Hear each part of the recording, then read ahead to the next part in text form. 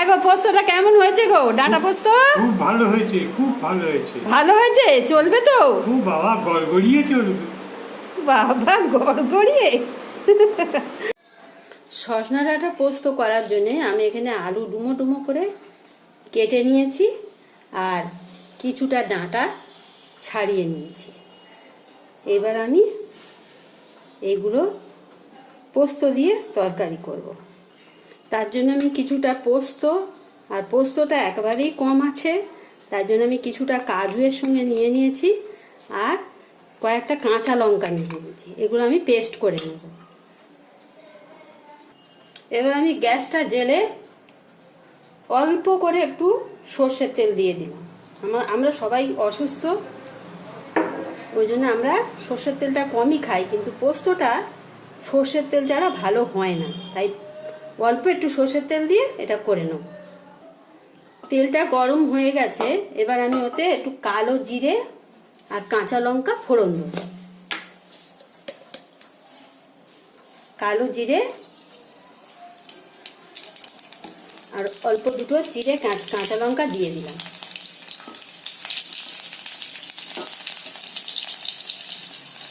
এবার আলুটা ওতে ভেজে নেব।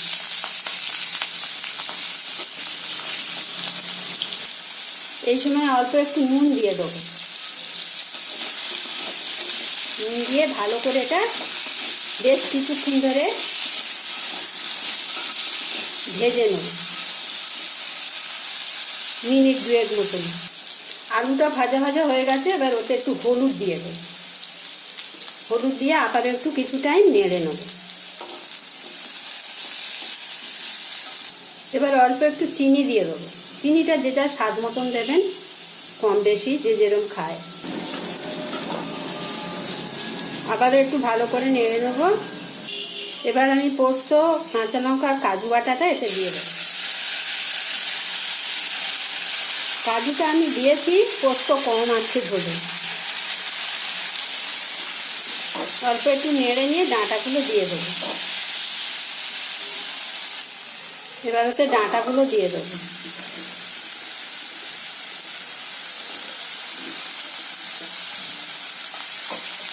পোস্তর যা দাম, ওইটুকু পোস্ত কিনে এনেছি 50 টাকা,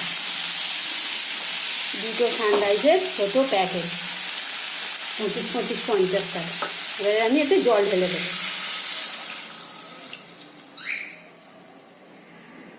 এবার আমি এতে মিক্সি ধোয়া জলটা দিয়ে দেবো। এতে পোস্ত অনেক লেগে আছে, এটা দিয়ে দেবো।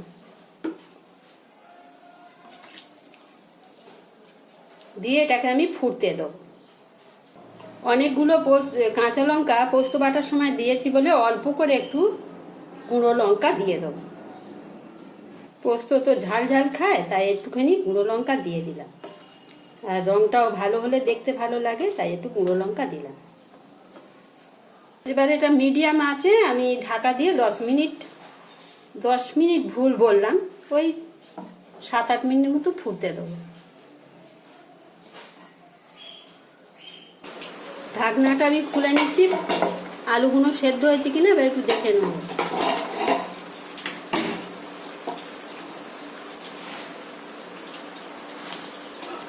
ডাঁটা পোস্তয় আমি আলু কমই দিয়েছি,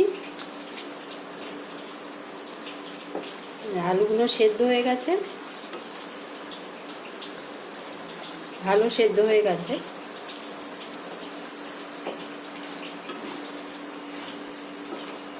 একদম পোস্তর সঙ্গে গলে গলে গেছে। এবার আমি একটু শুকনো করে নেবো এটাকে। অনেকে এতে কাঁচা সর্ষের তেল দেয়, কিন্তু আমি দিই না, কারণ আমার তেল খাওয়া বারণ আছে, ঘরে অসুস্থ আছে, ওই জন্য আমি এতে আর কাঁচা সর্ষের তেল দেবো না। এটাকে শুধু শুকনোই করে নেব, ভালো করে গায়ে রসটাকে মেরে নেব, তাহলেই আমার ডাঁটা পোস্ত হয়ে যাবে। নুন ঝাল মিষ্টি সব আমি ঠিক দেখে নিয়েছি, সব ঠিক আছে, আমি যেরকম খাই সেরকমই আছে। শুধু একটু রসটা মারলে আমার হয়ে যাবে ডাঁটা পোস্ত। সজনে ডাঁটা দিয়ে পোস্ত, আলু পোস্ত। ভিডিওটা যদি ভালো লাগে প্লিজ একটা সাবস্ক্রাইব করে দেবেন। আমি এখানেই ভিডিওটা শেষ করছি। কত সুন্দর হয়েছে দেখতে পাচ্ছেন। একবার হলেও বাড়িতে করে খাবেন। এতক্ষণ আমার সঙ্গে থাকার জন্য ধন্যবাদ।